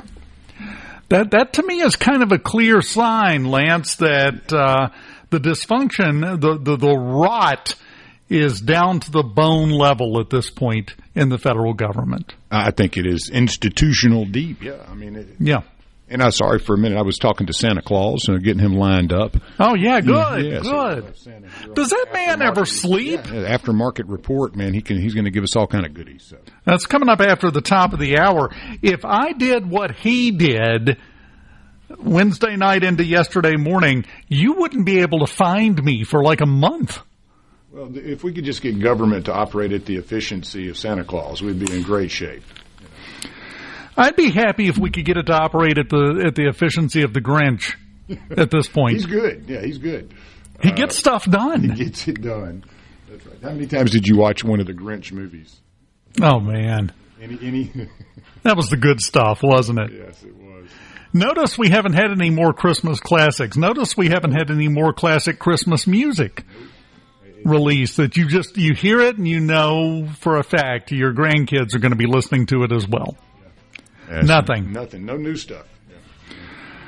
Yeah. Need creativity to creep back into the world. Have a representative Christmas. No. I will not. Have a USAID Christmas. Yeah. On us, man, the taxpayer. Look, Captain was awesome. He rolled with it well, didn't he? Yes. He's out there hard at work in today's society. You got to love him for that. News from Fox, SuperTalk Mississippi News, and then Mr. Kringle himself joins us. Santa coming up next here on Mornings on SuperTalk Mississippi.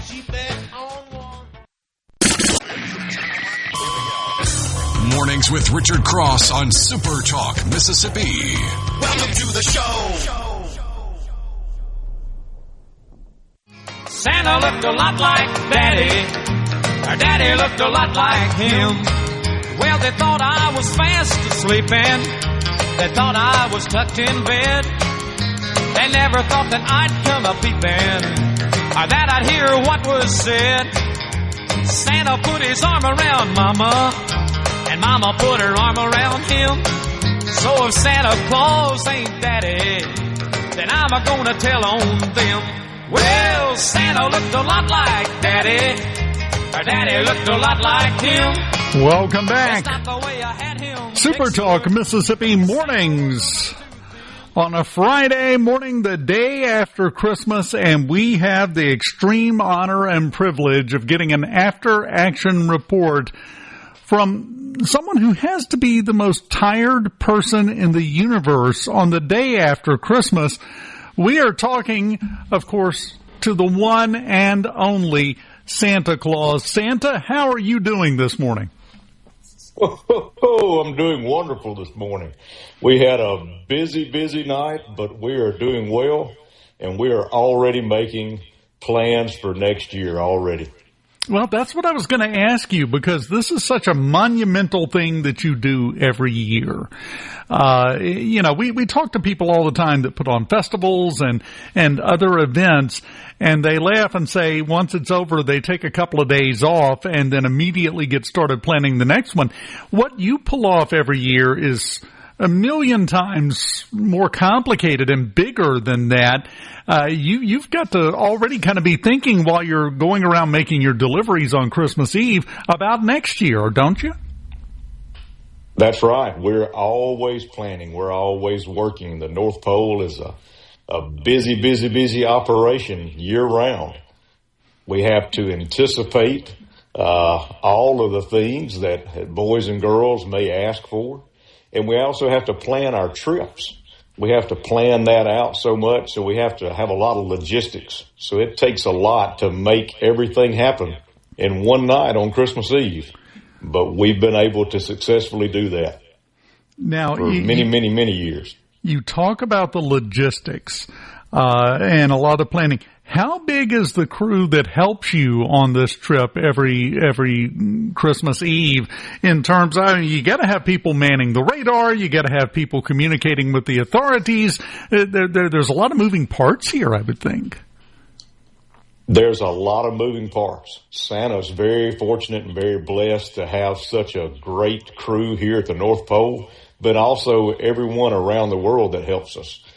NORAD helps us with the radar. We have to also make all kind of checks with the FAA to make sure we have clear flight paths. And then we're fortunate that we have authorities locally with law enforcement officials that help us to make sure that we have good security everywhere. And we have to have a pass for speed as well, So we're in a clear path, and we just have a lot of people that help to make sure that it's a safe flight. And then we have a lot of things to make sure that the reindeer are healthy. That's really important. We have to make sure that they're in top health, and to make sure that we can do this year after year, to make sure that we put smiles on all the faces of the good boys and girls throughout the world. Now, you mentioned the health of the reindeer. Do they have a training regimen throughout the year to get ready for Christmas Eve? They do. They have a very strict regimen. They work out every single day. They don't take a day off. They have different things they do for their conditioning and their cardiovascular. We make sure that they eat properly and they eat balanced because, for that night, there's a lot of stress that's put on them. They don't get to have as many cookies and such as I have at night, but we make sure that they're lean and trim and ready to go. Well, that does bring up a good point. The cookies and milk, I know you enjoy them, but is some of that just stress eating? You get a lot on you every Christmas. Well, I tell you, Mrs. Claus, she's constantly getting on to me about maintaining my health and staying in shape, and I told her that round is a shape.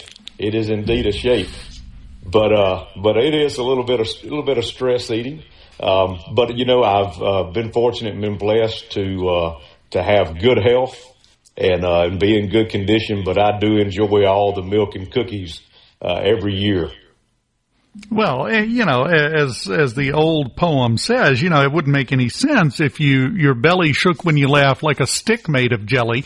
You kind of got to have that. That's part right. Of that is the image, right? It is, and I even though I may be a little portly, I'm in good condition according to all of my physicians here at the North Pole. They keep a good close check on me. My heart's good. The spirit runs deep throughout me, and we're just blessed to be able to do what we do every single year. Well, one thing that I've always wondered about, and you don't have to give an exact answer, obviously, because there are secrets involved. I understand that. We've talked a little bit about your crew at the North Pole, the elves, the reindeer, everybody. How many people do you have helping you at the North Pole? Is it hundreds? Is it thousands? Is it tens of thousands? How many people, creatures, I guess we would call it, participate in pulling off your trip every year for Christmas Eve? Well, without giving away all of the magic and the secrets, we can just tell you that there are thousands of elves and others that help us every year at the North Pole. But also, in addition to that, we have a lot of helpers that are not just assigned here at the North Pole. So we have people around the world that help us to be able to make sure that we can do the things that we do.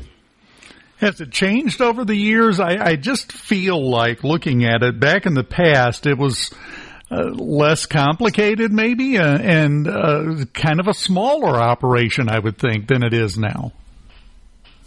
things have expanded, with a lot of the technology and the things that children are asking for and adults are asking for. We had to retool the workshop. We had to be able to make investments in different tooling and machines that we needed to have. And then our elves are constantly training. We have workforce training here at the North Pole. So we have to be able to anticipate those things. That's right. So we do a lot of that. North Pole U stays busy. Have you looked into using AI for anything? Well, we do. We do utilize AI for some things. That's a big move and a big push, and we utilize that. And we were probably some of the very first ones to use AI. But we're making sure that we're vetting all of those things. Yeah, well, you got to be careful with it. You got to keep your eye on it. The big question, I think, all the kids in Mississippi would want to know. I don't even know if you track the numbers on this, or you can just give a kind of a gut feeling, if you will, on it. The number of kids in Mississippi this year on the nice list versus the ones that were on the naughty list. How are we doing on that ratio? The ratio this year, looking back, and I don't have my exact numbers in front of me. I should have gotten those from Elmer Elf, my chief statistician. But I believe that our percentage was about 92% on the nice list this year. Oh, nice. So we really saw an increase of the boys and girls on the nice list in Mississippi this year. There's a few that still have some work to be done. But we feel that we're hoping that next year that Mississippi will hit 100%. But I will say this. Mississippi historically always has the highest percentage of good boys and girls on the list year after year. And we've got to keep that up. And let me just say, it's less than 10% that are on the naughty list. Still good kids, just as you put it so perfectly. A little work still to be done, maybe. That's right. Very, very good. That's good. I like getting a good report, Santa. That makes me happy that we're doing so well in that kind of stuff. I could probably guess some of the names on the nice list and the naughty list. A guy named John Pope? I guarantee you he was on the naughty list this year. I do know Chief Pope. I know Chief Pope very well, and he was indeed on the nice list. He was on the nice list this year. Okay, very good. It's very very heartening to hear that, because I would have lost money if I would have bet. I would have bet in the other direction. You, my friend, I want to tell you what, you do an incredible job every year, this year, no exception. Thank you for everything that you do, and we're going to spend the next 12 months working to hit that 100% on the nice list for the kids. Santa Claus, I thank you so much for your time. You do a great job. Well, thank you so much for having me. Thank you to SuperTalk and TeleSouth. You all do a great job. Merry Christmas to everyone. Look forward to seeing you next year. Hope everyone has a safe and happy New Year's, and just be blessed. It's fantastic. The one and only Santa. This is the topper of my career. Once you've interviewed Santa Claus, you're done. There's nowhere to go but down from there, right? Thank you so much to Mr. We'll Kringle do it again himself. Next year. Fantastic. I'm looking forward to it already. We continue on mornings right after this on SuperTalk Mississippi. Keep it here.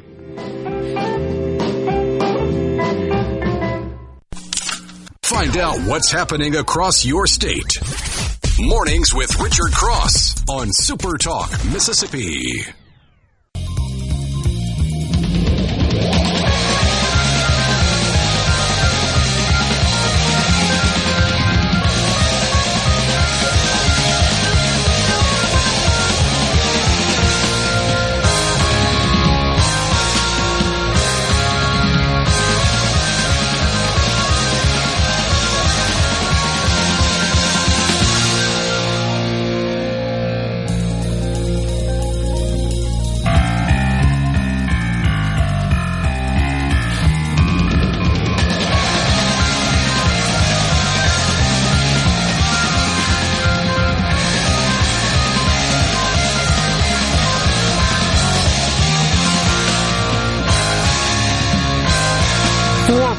That's officially the name of this. Yeah, I love it. Right before long time, it goes right into it without a break. Yeah, I had to cut. When I built that one, I had to cut it out, and I was like, "You got to have that, man." That foreplay intro is classic, and then you have the bass line with the piano.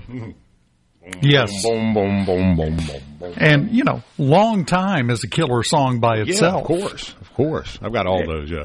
And then the guy, Tom Schultz said, we're not showing off the instruments enough. Mm-hmm. Let's do 3.5 minutes of just jamming, and then we'll go into the song. Jam sessions, Yeah, it was fantastic. All right, I don't know if you heard this story.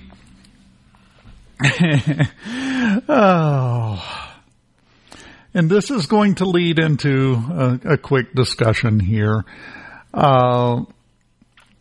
Quit being gullible. There's a guy down in Ghana named Ebo Noah. That's the name he chose for himself. Okay. That's his stage name. He's been appearing on TV shows and speaking to the masses for months now, appearing wearing a ripped up sackcloth, basically. Said that God had told him that he was going to destroy the world with flooding again on Christmas Day. Mm-hmm. Well, he started collecting money to build arks to save people. Money always comes into it, right? Sure, yeah. Well, the arks were second rate at best. The one or two he actually had slapped together, I'm sure he directed it from the brand new Mercedes Benz he was just seen riding around in on Christmas Eve.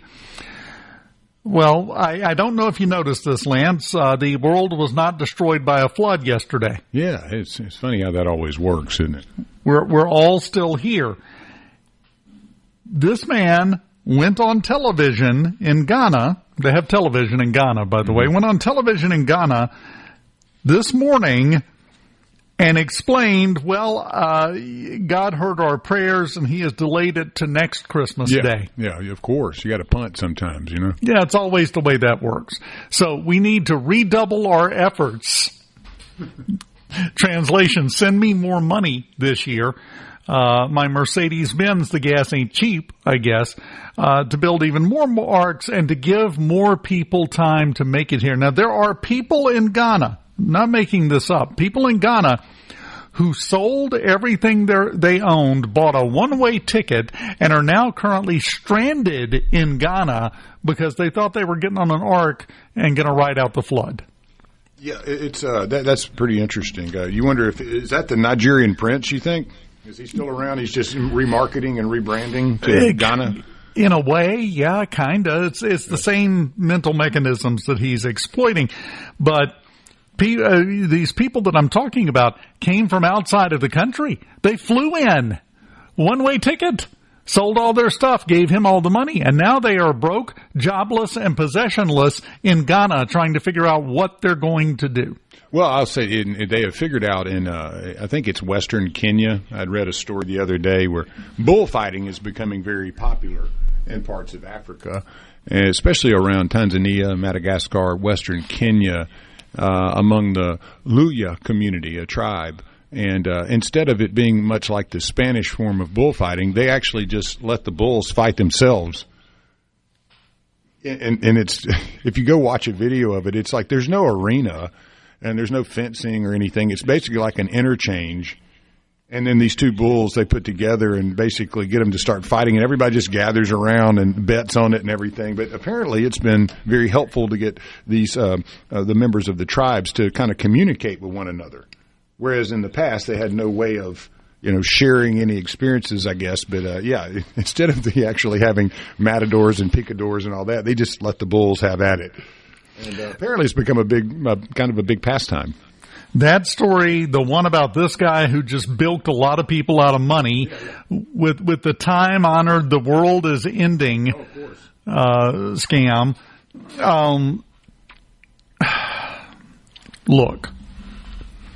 We do this in a lot of different ways in a lot of different arenas in our lives because human beings are human beings. We have look this up. great reading on this. Click whir. C-L-I-C-K and then whir. Because there are buttons in your brain that if they're pressed, some people it just goes whir automatically. You push the button and you have the action. You have the reaction to it. There are evil people who will take advantage of that. But there are also non-evil people that will take advantage of that. It's part and parcel of human experience. It happens every time you see a cute girl and decide to ask her for her number. Yeah.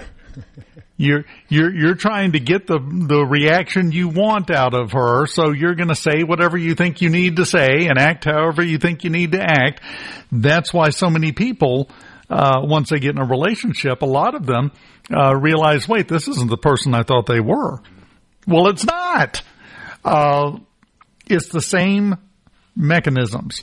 It happens in personal relationships. It happens at work. It happens, here's the big one, in government. The way to change how government operates, the way to change, the way to have a direct effect on how all of this nonsense happens is to quit going whir every time they click. Because you know what? You know why they do this? You know why they keep doing this? You know why this has continued nonstop for a long time now? Because it works. Yeah. Once it stops working, they stop doing it. Now, it takes a pretty fair dollop of self-awareness. It takes willpower. It takes the ability to think about what you're hearing, what you're being told, and what you're doing in a critical fashion. And critical thinking has gone out of style. Yes, I think so. We saw 4 years of what happens when people just blindly react to what's going on during the Biden administration. They're trying the same playbook now in the Trump administration, except they're trying it against Trump, and he's laughing. And they don't know how to deal with that. Because that's not the way it's supposed to work. You've seen it. And now they're getting angry. And you know, it's reaching the point. The grand total, by the way, between people retiring, running for a different office, whatever, after this year, 11 senators and 44 House members are going home at the end of their term. Hanging it up, man. Had enough. That's made enough money. That's 10% of Congress. Yeah. You know, I've never seen anything like it, though. Between the entertainers, especially on the acting side, a couple musicians, and then all of the politicians that are hanging it up. It's like, you know, Trump has rattled some cages. There's been quite a few that say, we're leaving, we're moving to England, and we're never coming back. And you got folks saying, we don't want you to listen to our music. And if you're a Trump supporter, and it's really gotten in the heads of a lot of people. Unlike anything I've ever seen before. Stop reacting.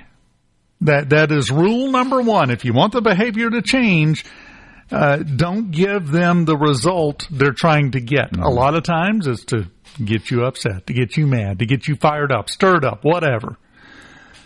You cannot steer a ship that's not underway. Even if it's headed in the wrong direction, the direction you don't want to go, you can't change that direction if it's not already moving. So they want you moving. They want you mentally, emotionally, especially moving in some direction, and then they can steer it usually right into their own pockets.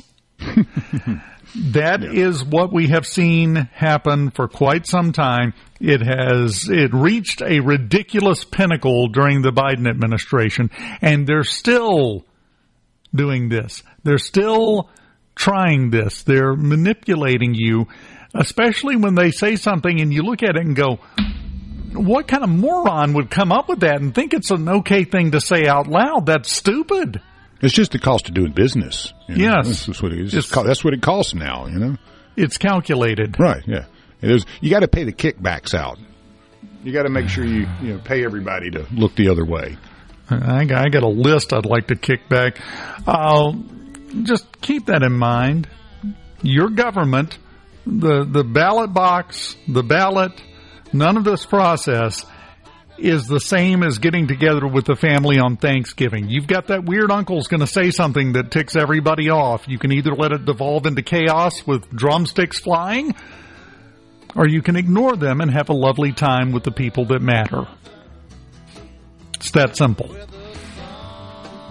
Didn't say it was easy, but it is that simple. We continue on this Friday morning on Mornings right after this. The best. The White House to your hometown. This is where you find out what's happening. Mornings with Richard Cross on SuperTalk, Mississippi.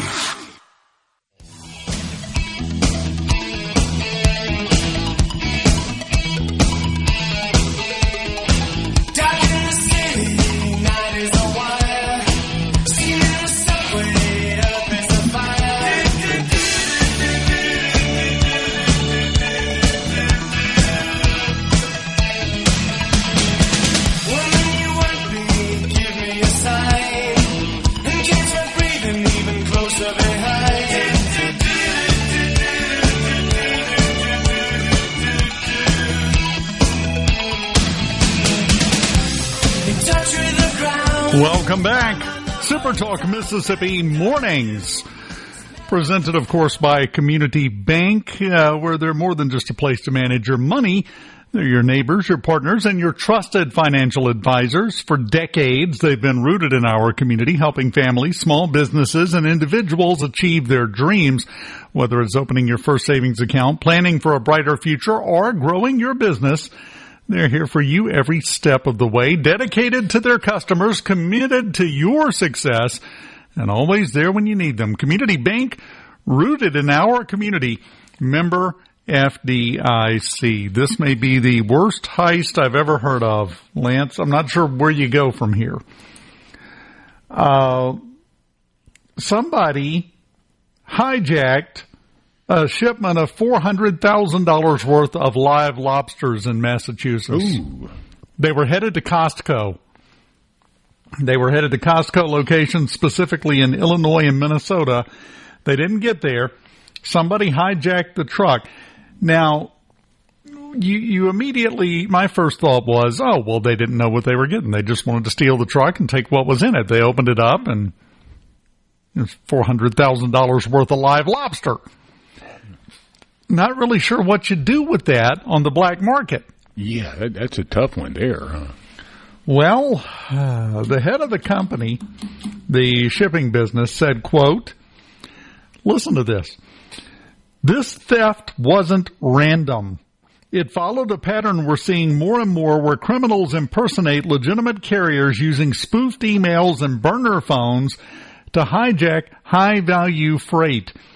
Brokers are on the front lines of this problem, but we need federal agencies to have modern enforcement tools to keep pace with organized criminal networks. So apparently they spoofed emails, had burner phones, set it up, and pretended to be the actual carrier and took the truck.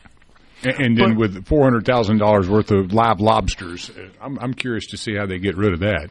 Yeah, what do you do with it? Yeah, go to the off-grid places, you know. Selling lobsters by the pound for pennies on the dollar out, you know, in a parking lot somewhere. Something a little overhead on that, too, to keep them alive and till you get rid of them, and then doing it in a way where you can't get caught. And it sounds like somebody's going to get rung up here for long on that one. I don't think you're going to get away with that, but I could be wrong. There's a big difference in the value of a truckload of live lobsters versus a truckload of dead lobsters. Yeah, that. And I mean, you could think the black market isn't paying top dollar, so. I don't even know where you would assume if this was, as the head of the shipping company says, it was planned, it was coordinated. Mm-hmm. That means they meant to get an entire shipment of live lobsters. They're having a big party, a lobster bowl somewhere. You know, heading down to, heading up to Maine. They got a big backyard party. According to Homeland Security, cargo theft accounts for between $15 and $35 billion a year in losses. Yeah, goodness. They have, I assume it was inspired by the live lobster heist. They have announced they are launching a goal of tackling organized retail crime. They have named it Operation Boiling Point. Yeah. I mean, you think the Somali pirates are good at that, but man, obviously it happens right here. I don't understand that. I mean, I don't know where you go to sell black market lobster. I mean, again, unless you're extremely wealthy and you're having like one of those really highbrow parties where everybody's got an ascot. You know, it's like this was the Smokey and the Bandit kind of thing. You know, you got a rich benefactor. They go hire the bandit and the snowman to steal the lobster. That sounds like a new movie that needs to come out. Eastbound and Down 2.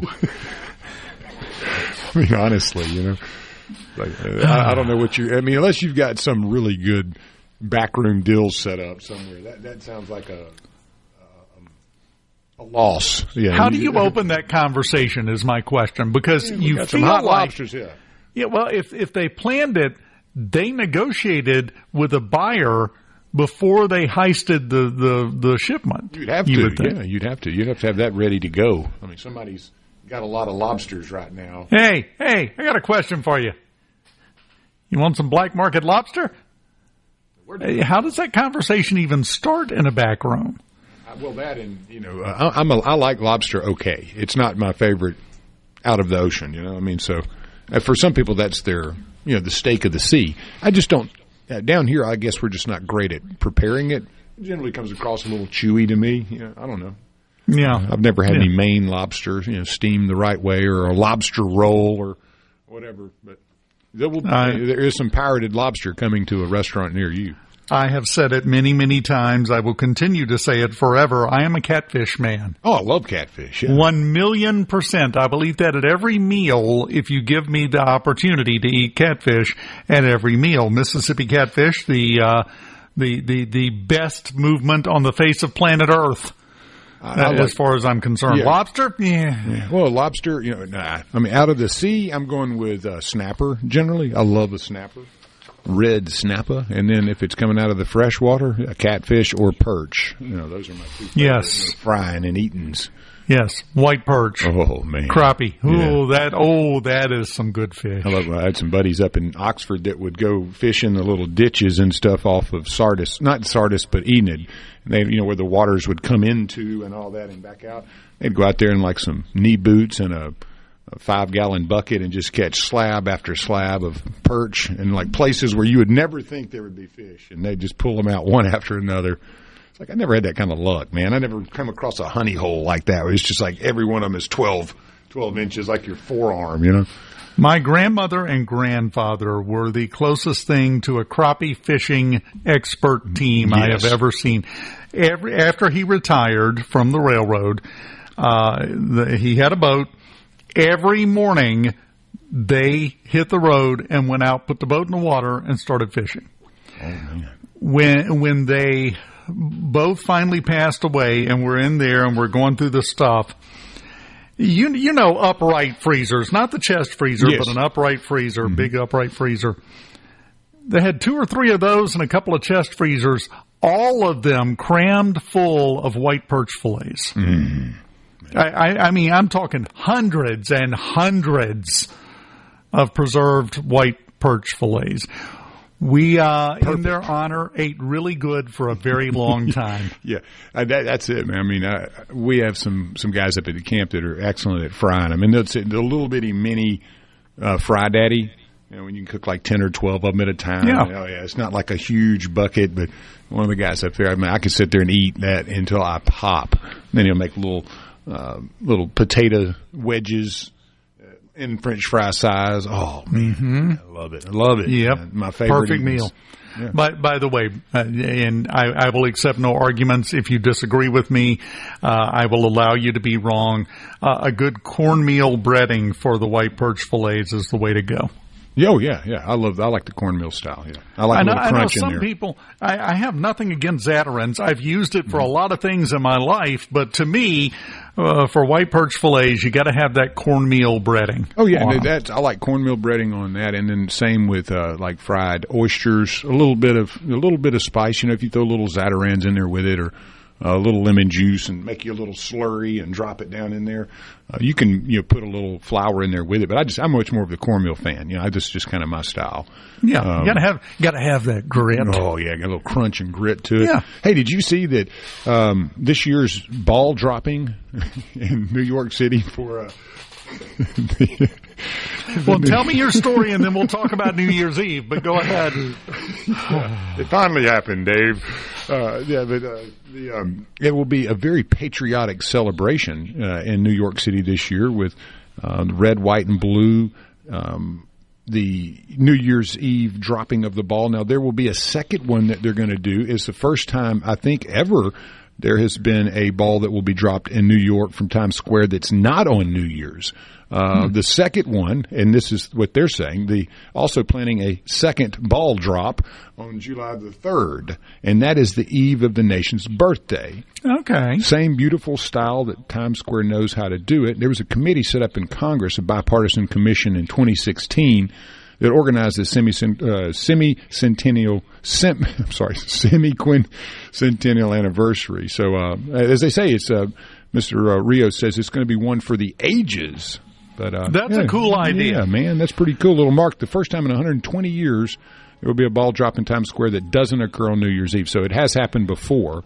And then there are only years no ball drop occurred was in 1942 and in 1943, where the city instituted a nightly dim out during World War II to protect itself from attack. So long-standing tradition, and adding one on July the 3rd. And that's a perfect reason to do it, I think. And it's much better than what Tim Walz is planning in Minnesota, where they're just going to get a soccer ball with a Somali flag painted on it and toss it in the air a couple of times. There'll be a bunch of pirates there, too, probably. By definition, yes. Yes, there will be. Final segment of Mornings on this day after Christmas. We'll do that next. Keep it here.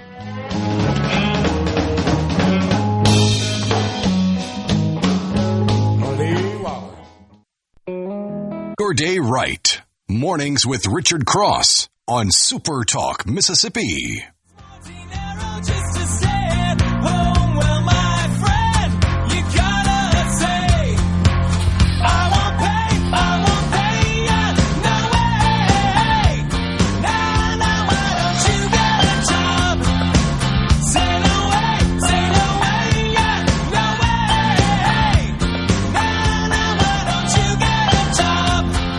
Welcome back.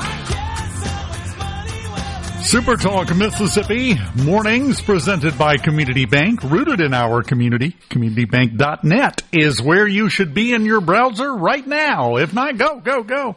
You can listen and check out everything Community Bank has to offer. Best Christmas story I've seen in a while, Lance. I don't know if you heard about this. Guy just right down the road in Louisiana, Graham Walker, just sold his company, Fiber Bond, to Eaton. Sold it for $1.7 billion. But he had one condition for the sale. 15% of that $1.7 billion had to go to his 540 employees. Nice. The average bonus they received, $443,000. That's how you do it right there. That's awesome. If they had been on for longer with him, they got more than that.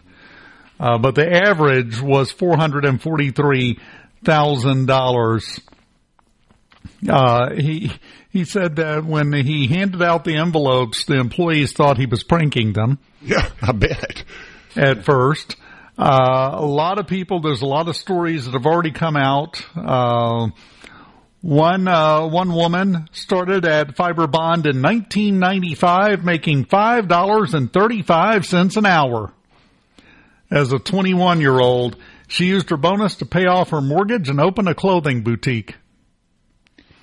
Other people had fantastic stories like that. Retirement, paying off mortgage, paying off debt, all those kind of things. They asked Mr. Walker, why 15%? It's kind of an odd number, right? You would think 10%. Uh-huh. His answer to the question, why did you insist that they get 15%? He said, quote, it's more than 10%. That was his entire answer to that question. I like it. That is awesome, and that is such a great example of a boss, a company owner, realizing that it was a team effort to get to that point. Yeah. Well, and he wanted to share it. And that I always wonder, what is enough? Or, as far as money or power or prestige or what. Seemingly it would feel better if I was in that position, to do what he did and share in the wealth and success that so many put their lives at work every day. And you'd like to see that more. Exactly. I mean, because if he hadn't had those 540 some odd employees, he wouldn't have sold it for $1.7 billion. It never would have reached that point, probably. So giving credit where it's due and giving money as a result of it, that's a great Christmas story. Well, that and loyalty too of the employee. Yeah. Staying with the company. That's not something you hear very often anymore. And again, that's not here or there, but both my parents worked basically for the same company their entire careers, 40 years roughly each. So it's nice to see that we still have companies out there that cherish and reward the long-term employee, because a lot of times it is about the employee looking at a better option for themselves, money, opportunity.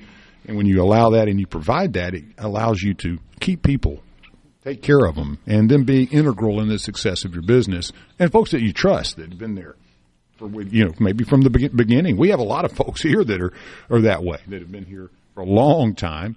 Some are retiring, and we hate to lose them because they've been there through the whole thing, and, just wonderful people. It's great to see that longevity of service, and then an owner taking care of the people. Yeah, it's a fantastic story. It's a heartwarming story. And the fact that it is making the news, that's from a Wall Street Journal story. They reported on this. It's national news that a business owner shared the fruits of everyone's labors with them. I love it. I really do hope we hear more of that. Yeah, it's fantastic. It's a great story. I'm sure you've seen the stories going around that Gen Z especially, they hop jobs every year or two from one company to another to get a raise, because they're not getting a raise if they stick around, so they hop from one job to another. We have turned the concept of loyalty on its head. Fiber Bond Corporation, centered out of in Michigan City, Indiana. It is a filter supplier. Hey. Yeah. I was wondering what kind of fibers they were working with there, but apparently it's the air conditioning filter type of stuff. Got to have them. Manufacturer of industrial quality air filters and specialty non-woven media. I don't know what that is. Non-woven media. I'm not sure. Non-woven media. That might have been what that's what put the sail over the top there. That non-woven media. Well, I guess technically if you put a plank of plywood over your vent, it stops all of the dust. Yeah, I guess so. Always fun, brother. Enjoyed it. Enjoyed it as always. I understand that you're playing hooky Monday. Oh, yeah. I get a few days off next week, so. I'll be back Monday. I'm going to miss you, buddy. You know I hate missing out on this. You are not. You're going to be enjoying yourself, I hope. Be in the woods. Yes, sir. Yeah, there we go. Don't even think about me. Enjoy yourself. Have a wonderful time. Everyone have a safe and wonderful wind-down weekend after Christmas. And we'll do this again Monday morning starting at 6:06, my friend. I'll see you then. A SuperTalk Mississippi media production.